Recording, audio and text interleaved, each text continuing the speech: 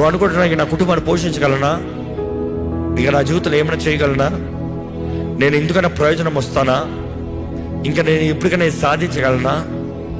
దేవుడు అంటున్నాడు, నేను నీ జీవితంలో ఆశ్చర్య సహాయం ఇస్తా, ఆశ్చర్య రీతిగా నేను నడిపిస్తా, నీ తలను పైకెత్తుతా, బాధపడద్దు. నేను అవమానపరిచిన వారిని నేను గణపరిచేలా చేయగలిగిన దేవుడు అని చెప్తున్నాడు.